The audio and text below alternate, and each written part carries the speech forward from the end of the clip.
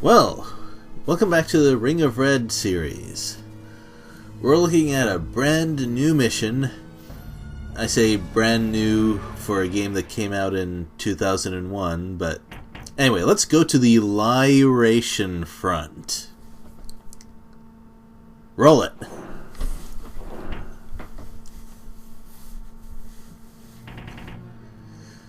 So what do we gotta do, and what advice does the game have for us? Whoa, Weizsäcker is hardcore this time.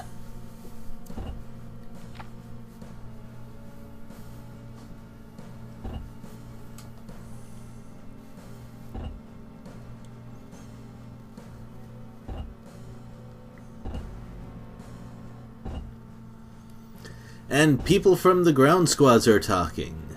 That's really nice. Usually it's the main characters taking up most of the spotlight.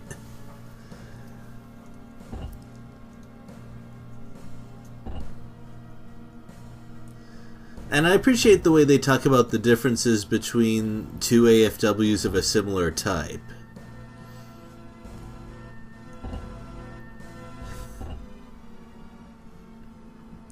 And they are indeed correct that Ippei's machine is definitely not as good at shooting as Emilio's machine. And of course some general anti-AFW strategies that we should really know already, since we've already run a mission with Ippei. So let's check our setups. I really wanted to play around a bit with Weizsäcker's machine and squads, but I don't really find much room for it.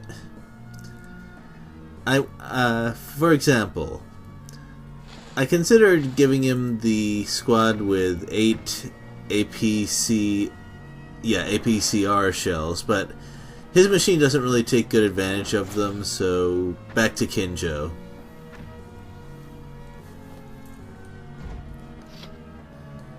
Ryoko is back to her close range, a bit of shooting plus punching build, which I enjoy quite a lot.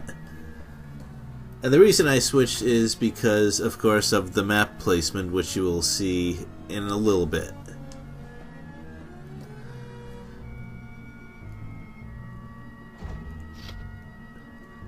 Kinsano, I decided to experiment with him this time. I was concerned about his squads taking a lot of damage because, well, they're going to be fighting against other squads a lot. And this medic unit has a fair number of smoke shots, which might be able to help Kinsano preserve his machine's health as well. John is taking another experimental build. He's going to be on anti-infantry duty, and this is going to take advantage of his creeping fire skill. Moro is the green scout squad that I got not too long ago. In addition to having an attack range boost that is double that of normal recons, Moro is also quite good at loading, which is uncharacteristic for recon. Wow, they have a lot of strange strengths. Anyway, I keep Moro in crew. The other infantry will fight because long-range fighting is a thing they're good at. And when an enemy runs to the back, John can use creeping fire to finish them. Ayana is using a more a more standard snipe spamming build. But I gave her the green supply unit that I got just last map for completing that ridiculous condition, and this squad, they are concentrated supply is the best I can put it. They load even faster than standard supply, and they help get you extra turns more. However, they are completely useless on the ground. They have no armor or skills to speak of, and no special shells either. Okay, Jun is about the same. Yeah, nothing really to say there. You've seen it in action already.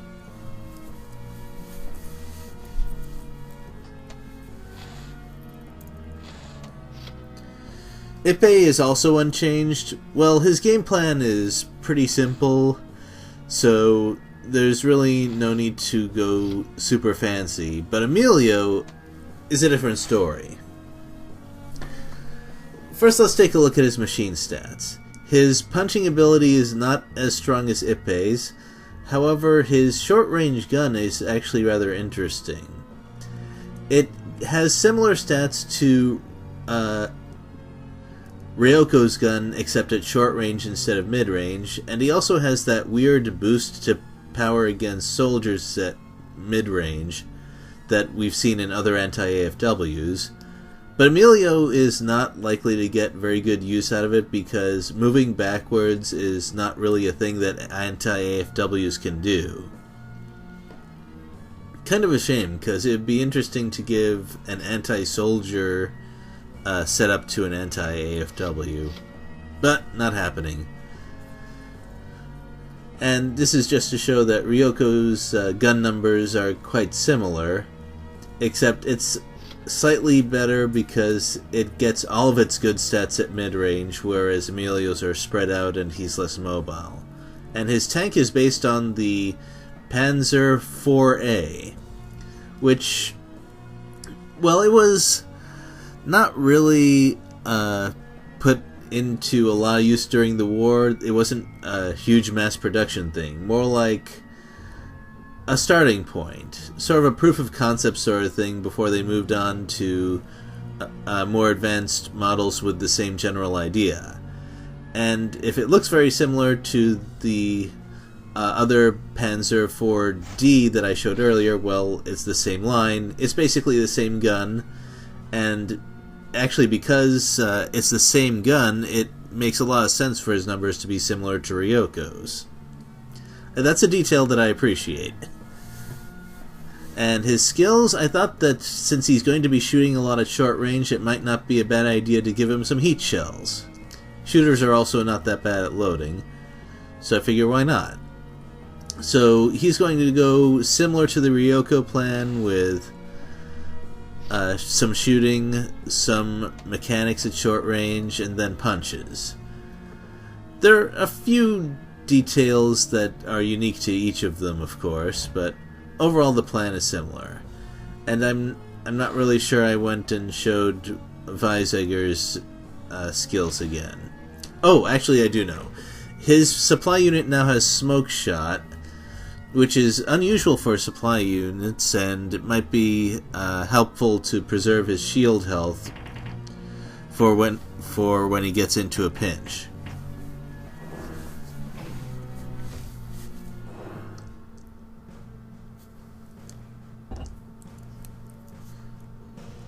Numero uno. Wait, isn't that Spanish?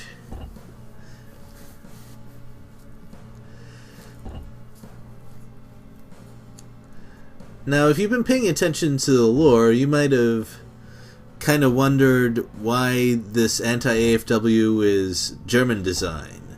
As far as we knew, only North Japan was making those things. So what's it doing here? Why didn't they field it when... Well, okay, it was under some sort of repairs when we found it, but... They might have tried to keep it out of the front lines because they wanted this to be a secret, at least for a little while. But there definitely should not be anything with German parts in the North Japanese repertoire. So, very, very suspicious.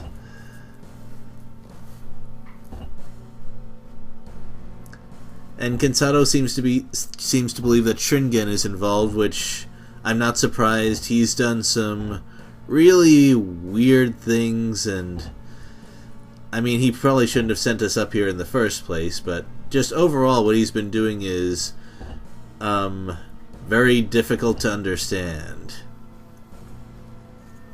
You didn't sound confused back there, Ryoko. You sounded downright unstable, and I really don't like bringing unstable people with me to the front lines, but I guess it can't be helped.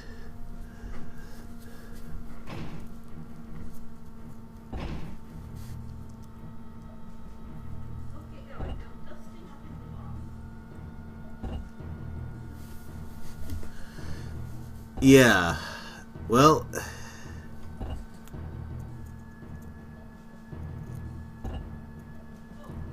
that's an interesting idea. It would be very easy for the North Japanese to slip some people into the prison camp since they were basically operating a base there already.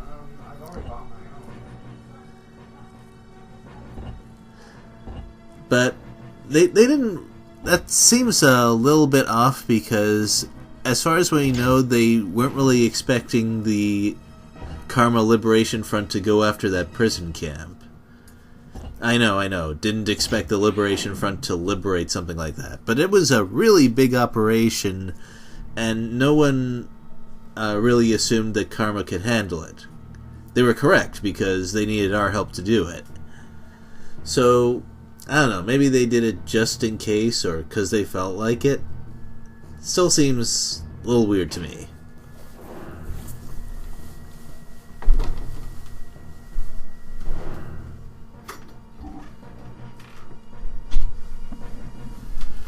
Now here, moving Cansado forward one tile, it takes advantage of the river to the left. It stops the enemy from approaching Ryoko, because they love to do that, and in this case she's a follow-up unit, so having her get into battle with a fresh enemy is not optimal. And Jun. So see that lookout Jun is in? He's prevented from joining us by that river that's right next to him. And there's no bridge between where he is and where we are. And no enemies show up there ever, so that side of the map is where nothing ever happens, and that's the part where Jun was stuck, and he's gonna be stuck at the river trying to get to us. If it wasn't for the enemy inexplicably going for Jun like this instead of attacking Ayana's foreleg at close range, which is a really smart move with strong range advantage, Jun probably wouldn't see any combat for a significant portion of the mission.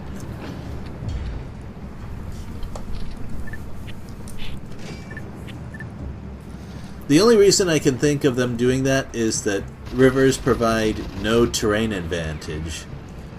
So they may have thought, hey, this one is vulnerable. But, as I still disagree with the decision. Greatly so, yes. It's good news for me, though.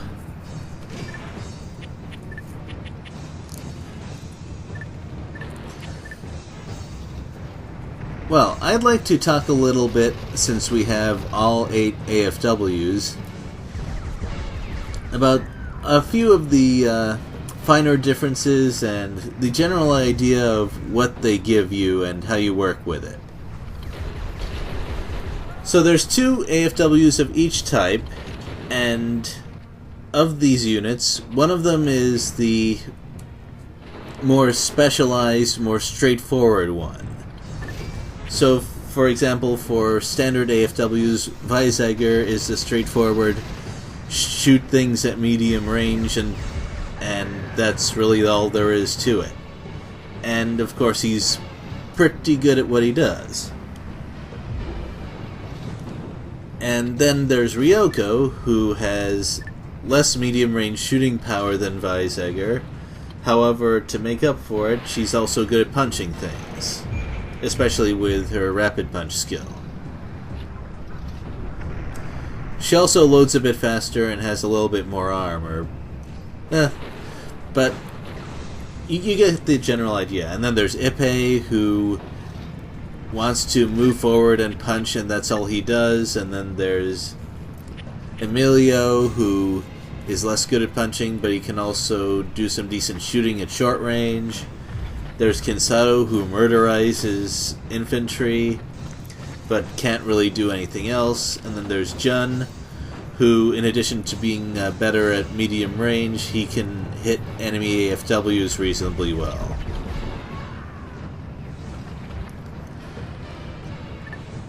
And the reason I like this is because it gives you some units that are very easy to use, and others that are more kind of difficult to use effectively, but you can also be more creative with how you stat them up and what you use them for.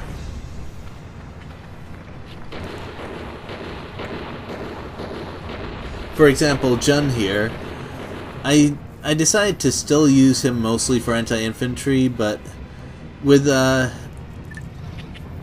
mechanic in there, it makes him kind of a hybrid build where he can also finish enemies off if I want.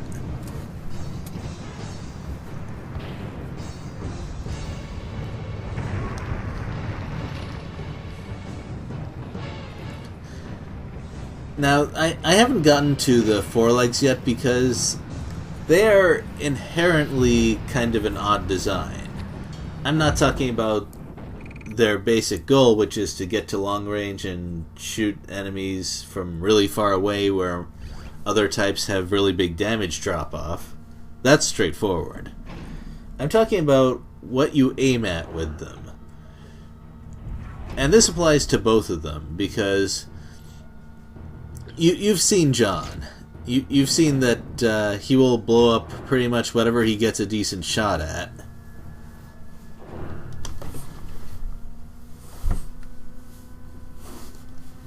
On the other hand, his skills are definitely geared towards shooting infantry, which feels a little strange because he loads for a really long time and he doesn't deal that much damage than, for example, a good shot from, say, Kinsato or even Ryoko.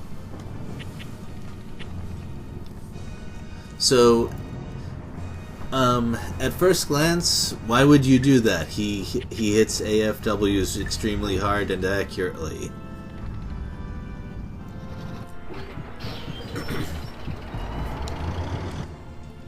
However, with a little bit of creativity in the squad setup, you can sort of use him as a follow-up for when enemies attack your anti-AFW and get stopped. So it makes it an easy three-step thing. Block with Ippei, shoot with John to get rid of squads, and then have someone come around the flank to finish them off.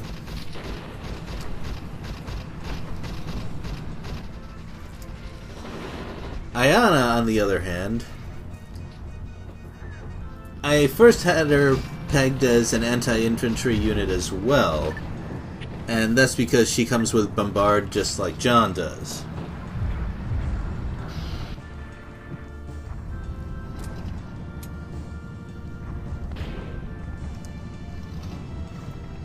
However, I found out that when she's given a good supply unit, she fires a lot more often, and also with good accuracy, and she can do more damage in a single battle than John can. And something that's going to solidify this is going to happen later.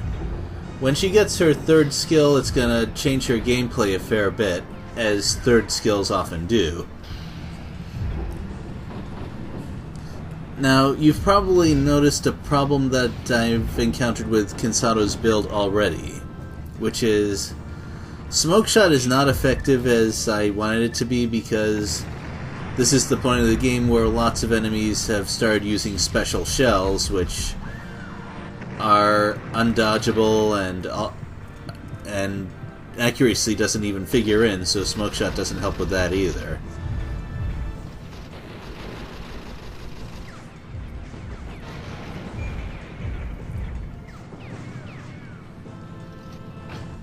I think it's also a little bit unlucky because Kinsato isn't encountering the enemies that go for a lot of anti-soldier shots or use anti-soldier special shells. So it might just also depend on the map that I'm using him in.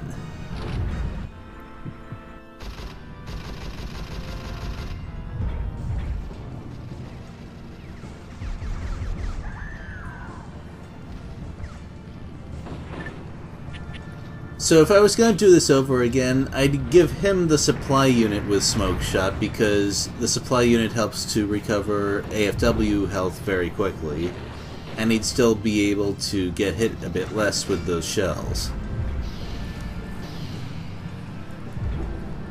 But once again, that's also specific to the map, which is why it's really helpful to know ahead of time what you're facing, which I think is kind of not great map design, but, or I should say game design, because your starting position on the map can greatly change what the optimal squad setups are. And I feel like that at least is something that you should be able to understand ahead of time. Like, especially in these couple of defense missions, the people setting up for enemy attack already know where they're going. I mean, these are definitely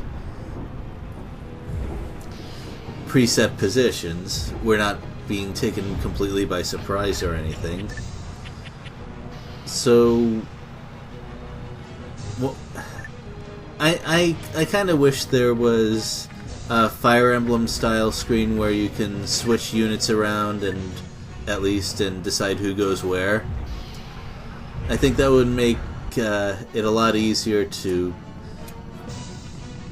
decide on a good setup. Ooh, now that's a brutal incendiary shot. I was still kind of okay with it because this sort of situation with Ippei putting his soldiers forward and having them deal some damage first is pretty rare. I know I've said that already, but I don't think a situation like this is gonna really come up for the rest of the map.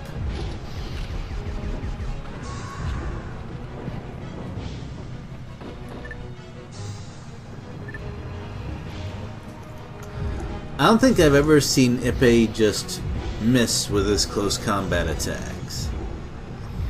I've seen Weisegger and Ryoko occasionally miss, especially against light and enemy AFWs, but Ippei has some really impressive close combat aim.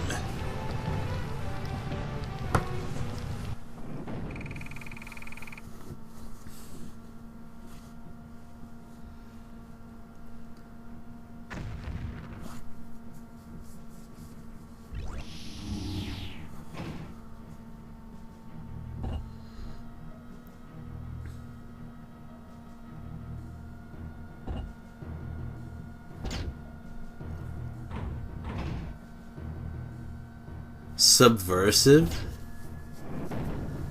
That seems like an odd thing to say. Also, they're starting to use shells that fit into their strengths. That's a little concerning. We've already talked about how enemies use shells to shore up their weaknesses. However, natural damage fall-off still kind of reduces the power of those shells.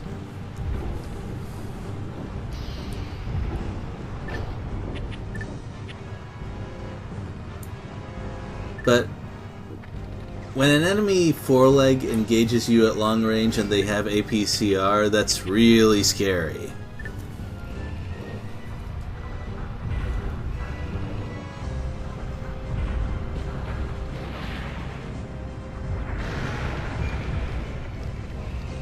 And this is another reason that Ippei is good at being at the front line, because his shield is really strong and helps absorb the fire of those initial special shells without any serious problems. His problem is that once his shield is gone, then his remaining health is actually not that high, and his armor is okay but not amazing. And that's another difference. Emilio has less shield health, but more non-shield health, so he can recover better.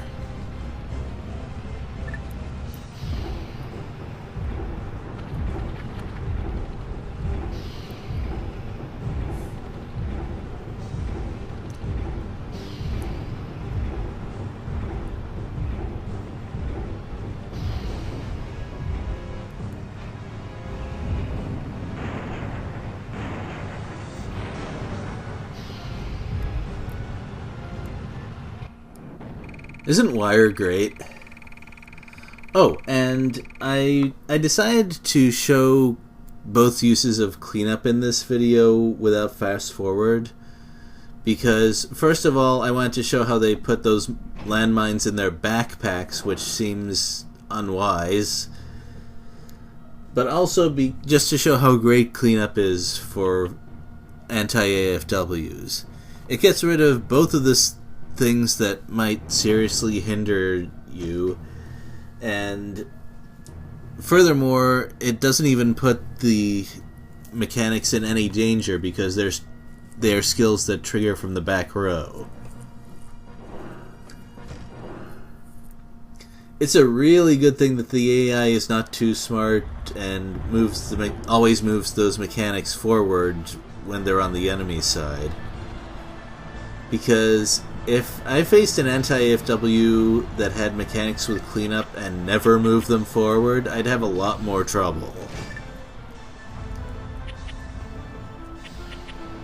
Like here, they're moving forward right now.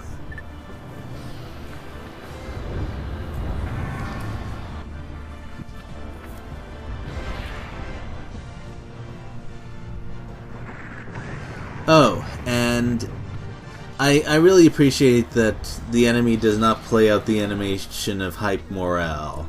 Speaking of which, they're using hype morale now. I'm kind of curious about why it took them so long to start using it.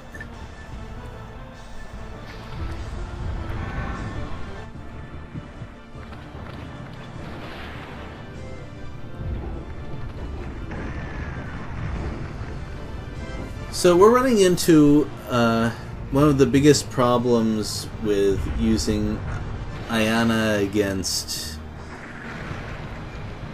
anti-AFWs, which is every time she fires, they are still walking forward and they get some free distance out of it.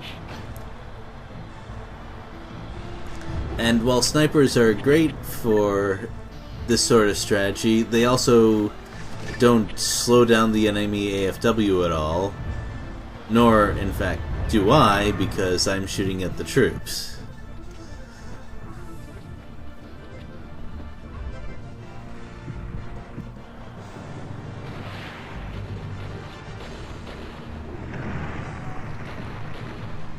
And now my accuracy and thus my attack power is going down because the enemy is getting closer. My best case scenario is if the enemy moves their soldiers back because they're starting to take a lot of damage. But that does not seem to be happening.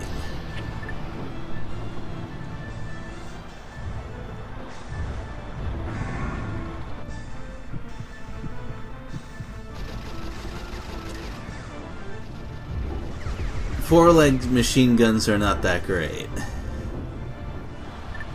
I would have done better just keeping her moving backwards until my squads were ready.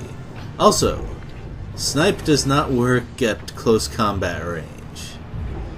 It works at anything further from that, but nope, not here.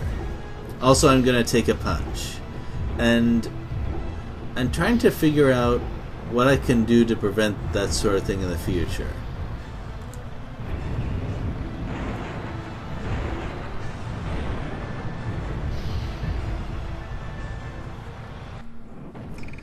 Nothing comes to mind right away.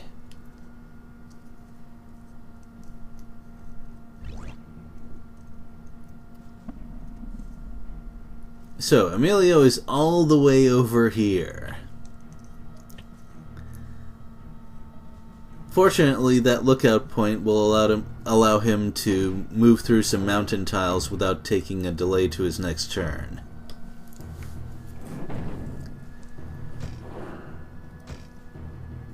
Alright, this situation is not horrible because they're not using any special shells and I can dodge whatever they throw out.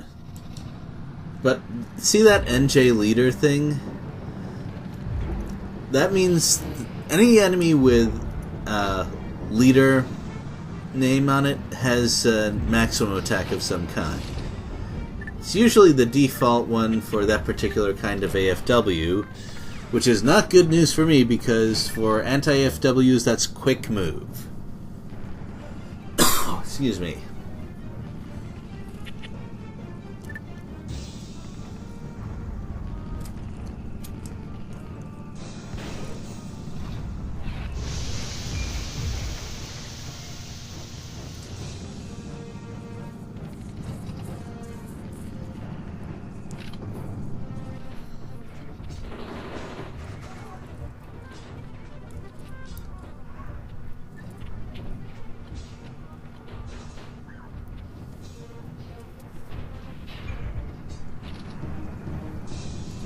I'm actually not too upset about that flash shot because I just fired and also it pushes me back a little bit, which is good in this kind of matchup. Also, I did not explain suppress fire or spray fire. So you've already seen spray fire. I'm using it right now. But I was too busy talking about other things to tell you what suppress fire does, which is it stops frontline troops from doing anything for a while. They can't shoot, they can't use skills, and they can't move back. So suppress fire does less damage than spray fire, but it can really prevent enemies from doing annoying things, and also if the enemies are not that well armored, it often holds them still long enough for you to be able to just finish them off right away.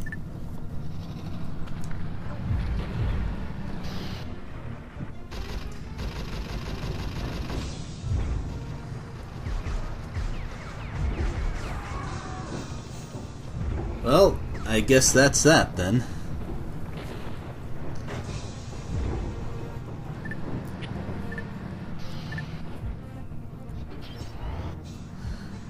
I also did not like using 2 maximum attacks in one combat, but against this kind of opponent it might not be avoidable. I think that in the future I should try to use anti-soldier skills a bit less. But that sort of thing will have to wait until next time, because, well, we're at the end of the video. I hope you've enjoyed watching it so far, and I'll see you later.